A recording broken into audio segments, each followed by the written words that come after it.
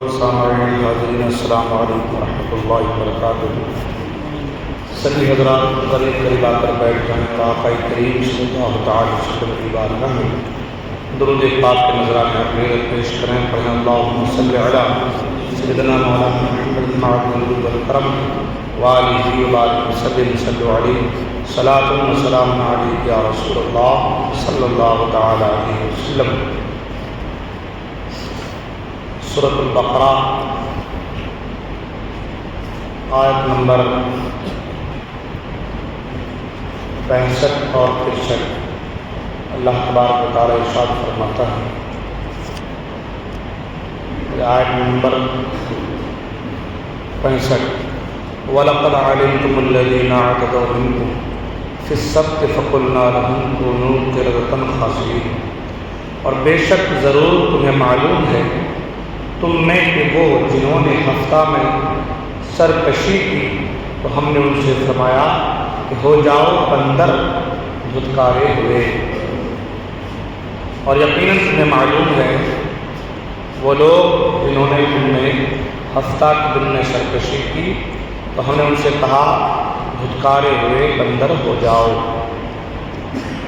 الذین اعتدوا، جنہوں نے سرکشی کی، شہر ایلا میں بنی اسرائیل آباد تھے اور انہیں حکم تھا کہ ہفتے کا دن عبادت کے لیے خاص کر دیں اور اس روز شکار نہ کریں اور دنیاوی مشاغل دنیاوی کام کاج ترک کر دیں۔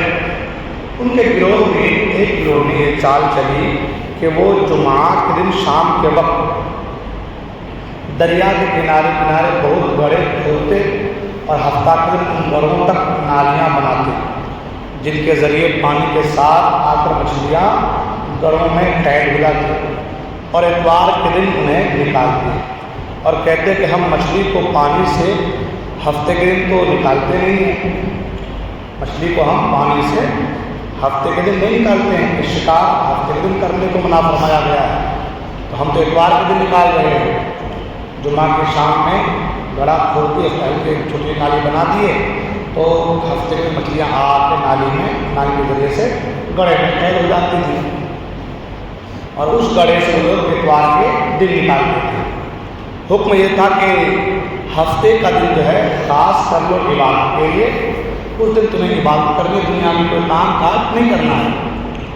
تو اب وہ لوگ ایسے قوم بنی اسرائیل کے ہر لمحہ نافرمانی میں مبتلا، تو چال چلی اس طریقے سے بنا لیا، ہفتے کے دن مچھلیاں آ کے قید ہو جاتی، اتوار کے دن گڑھے میں سے نکالتی، تو وہ کہتے کہ دیکھو ہم نے تو مچھلیاں جو ہفتے کے دن پکڑائی، ہم نے تو مچھلیوں کو اتوار کے دن پکڑا، تو یہ کہہ کر کے بھی اپنے دل کو تسلی کر لیتے۔ 40 یا 70 سال تک ان کا یہی عمل رہا، اور جب حضرت داؤد علیہ السلام نبوت کا زمانہ آیا تو آپ علیہ السلام نے انہیں اس سے منع کیا اور فرمایا کہ قید کرنا ہی شکار ہے، اس کو قید کر دینا ہی تو شکار ہے، تو جو تم ہفتے ہی کو کر رہے ہو اس لیے ہفتے کے دن جو ہے یہ کام نہ کرو۔ مگر وہ بات نہیں آئی، انہوں نے کہا کہ نہیں ہم ہفتے کے دن شکار نہیں کرتے ہیں، ہم اتوار کے دن اس کو نکالتے ہیں پانی سے باہر، تو وہ باز نہیں آئی اور آپ علیہ السلام نے ان پر لعنت فرمائی اور اللہ تعالیٰ نے ان لوگوں کو بندروں کی شکل میں مسخ کر دیا، وہ سب کے سب جو کیا ہوتا ہے بندر بن گئے۔ بعض مفسرین نے فرمایا کہ نوجوان بندروں کی شکل میں اور بوڑھے خنزیروں کی شکل میں مسخ ہو گئے۔ ان کی عقل اور حواس تو باقی رہی مگر قوت گویائی بولنے کی طاقت جو ہے وہ ضائع ہو گئی اور بدنوں سے بدبو نکلنے لگی، اور وہ اپنے اس حال پر روتے رہے کہ یہاں تک کہ 3 دن میں سب ہلاک ہو گئے اور اس کی نسل بھی باقی نہ رہی، ان کی نسل بھی باقی نہ رہی، اور یہ لوگ 70,000 کے قریب تھے۔ کتنے لوگ تھے؟ 70,000 کے قریب تھے۔ اس واقعات کی جو مزید تفصیل ہے وہ سورۃ الاعراف میں آیت نمبر 163 اور 166 کے بیچ میں 63 سے 66 میں اس واقعہ کی بھی تفصیل ہے۔ یاد ہونا چاہیے کہ حکم شرعی کو باطل کرنے کے لیے حیلہ کرنا حرام ہے، جو شریعت کا حکم ہے اس کو ختم کرنے کے لیے ہیلا لگانا. نہیں ہم تو ایسا کر رہے ہیں جیسے کہ آج کل سود بیاج گٹ وغیرہ کے معاملے میں لوگ ایک ہیلا لگا دیتے ہیں. نہیں ایسا تھوڑی، ہم تو اس کو مہانہ دیتے ہیں، نہیں ہم تو اس کو ایسے کر لیتے ہیں، ہم تو اس سے پیسے لیتے نہیں ہیں. بہت سارے ہیلے لوگ تلاش کر لیتے ہیں. تو جو حکم شرعی ہوتا ہے، جو شریعت کا حکم ہوتا ہے، اس کو ختم کرنے کے لیے ہیلا تلاش کرنا یہ حرام ہے. یہ کیا ہے؟ حرام ہے. جیسا کہ یہاں پہ ذکر ہوا. اور حکم شرعی کو کسی دوسرے شرعی طریقے سے حاصل کرنے کے لیے ہیلا کرنا جائز ہے.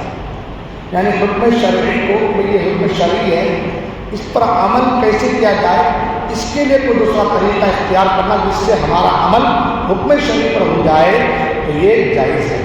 جیسا کہ قرآن پاک میں حضرت ایوب علیہ السلام کا اسی طرح کا عمل سورہ صاد آیت نمبر 44 میں مذکور ہے. تو اس آیت میں پتہ یہ چلا کہ جو لوگ ہیلا تلاش کرتے ہیں، جو لوگ ہیلا تلاش کرتے ہیں، اب ہیلا جو ہے ایک ہوتا ہے ہیلا شرعی، ایک ہوتا ہے ہیلا شرعی جو شریعت کے اندر ہے. مثال کے طور پر کہ مسجد میں زکوٰۃ کا پیسہ نہیں لگا سکتے، زکوٰۃ کا مال مسجد میں نہیں لگا سکتے، تو اس کے لیے ایک ہیلا شرعی ہو گیا کہ آپ اس مال کو کسی کو دے دیجیے. آپ نے زکوٰۃ کو کسی ایسے شخص کو جو اس کا مستحق ہے آپ اس کو دے دیجیے، اس سے مل گیا، اور اب وہ اپنی طرف سے مسجد میں صدقہ کر دیں تو پیسہ آپ کا زکوٰۃ بھی ادا ہو گیا، مسجد کے کام میں بھی لگ گیا. اس کو کہتے ہیں ہیلا شرعی، اسے کہتے ہیں ہیلا شرعی. تو یہ چیز تو جائز ہے. جیسے کہ مدرسے میں دارالعلوم وغیرہ میں ہر طرح کے پیسے آتے ہیں، زکوٰۃ کے، صدقات کے، خیرات کے، سارے پیسے آتے ہیں.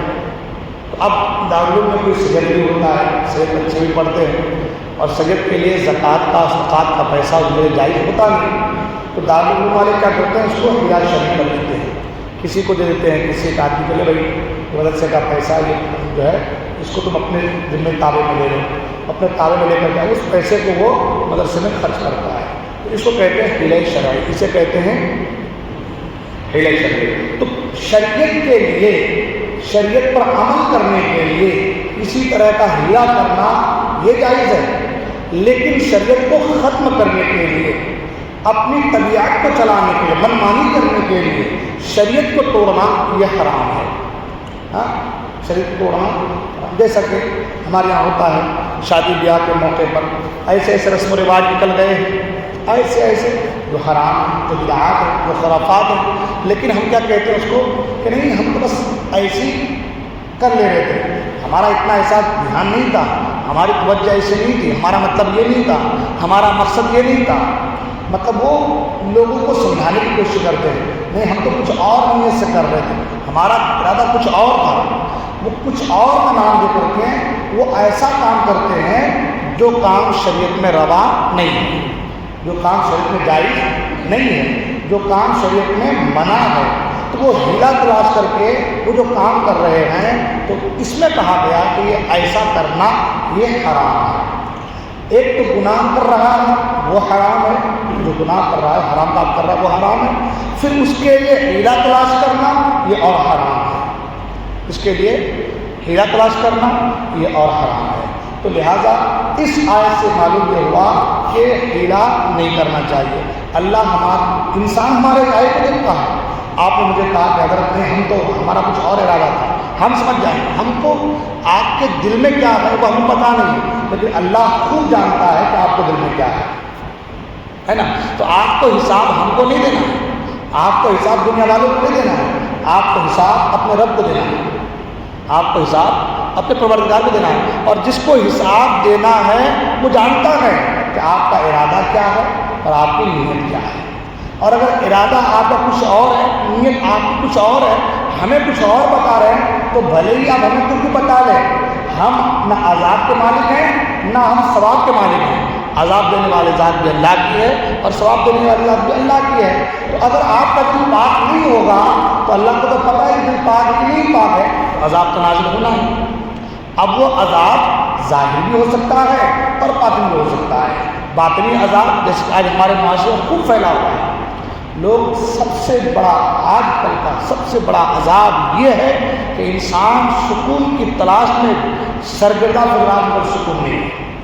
اس کو خود کو پتہ نہیں کہ میں کب تک جیوں گا، حالانکہ شان آج باج بنگلہ گھر گاڑی لگ رہا ہے کہ کئی 100 سال بھی جائے گا آدمی، لیکن ذرا سی بیماری لگے، ذرا سے پاؤں میں تکلیف ہو تو اس کو خود کو دل سے فیلنگ آتی ہے کہ شاید اب میں بچوں گا نہیں، تھوڑی سی بیماری اس کو لگ رہا ہے کہ اب شاید میں رہوں گا نہیں، تو وہ خود جانتا ہے کہ میں کون سا کام کر رہا ہوں، مجھے کون سا کام کرنا چاہیے، لیکن یہ دنیا کے رنگ رلیوں میں مبتلا ہو کر آدمی جو ہے ہیلے بہانے کر کے بچنے کی کوشش کرتا ہے۔ لہذا اپنے آپ کو دیکھیے، آپ کا حساب آپ کے ساتھ ہے، آپ کے رب کے پاس ہے۔ اپنے آپ کو دیکھیے، دنیا والوں کو دکھا کے کوئی فائدہ نہیں، دنیا والوں کو ظاہر کر کے صاف بیانی کر کے کوئی فائدہ نہیں ہے۔ دنیا والے ہمارے ظاہر کو دیکھیں گے، ہم کیا پہنے ہیں، کیا کھائے ہیں، کیا بول رہے ہیں، اس کو دیکھیں گے، لیکن اللہ ہمارے باطن کو دیکھتا ہے۔ اس لیے حق بولیے، صاف باتیں کیجیے اور دل کو صاف پاک رکھیے اور دل سے وہ کام کیجیے جس کام کو شریعت نے کہا ہے، اور دل سے اس کام سے رک جائیے شریعت نے جس کام سے آپ کو روکا ہے۔ اگر آپ نے ایسا کیا تو انشاءاللہ آپ کامیاب۔ ورنہ دیکھیے ان پر عذاب ایسا آیا کہ 70,000 لوگ بندروں اور سوروں کے شکل میں مسخ کر دیے گئے، اور 3 دن کے اندر ان کی زبان کی گویائی چھین لی گئی، زبان کی گویائی بھی چھین لی گئی، وہ کچھ بول نہیں سکتے تھے، 3 دن تک سے وہ روتے رہے، وہ لوگوں کو بتا نہیں سکتے کہ ہماری غلطی کیا ہے، ہمیں کس غلطی کی سزا مل رہی ہے، وہ لوگوں تک اس بات کو آشکارا بھی نہیں کر سکتے کہ تاکہ جو لوگ ہیں ان کو کم سے کم یہ پیغام پہنچ جائے کہ بھئی اللہ کی بات کرو اور اللہ کی نافرمانی نہ کرو۔ اللہ نے اتنی مہلت نہیں دی ہے نا، آن واحد میں یہ معاملہ ہوگا۔ اس لیے خدا پاک تعالیٰ کے بارے میں دعا کیجیے، توبہ کیجیے، اپنے گناہوں کی معافی چاہیے۔ آپ کا رب کریم ہے، رحیم ہے، آپ کے گناہوں کو معاف فرمائے گا۔ اللہ تعالیٰ تمام کو کہیں گے اس طرح کرنے کی توفیق عطا فرمائے، ہمارے گناہوں کو معاف فرمائے، ہم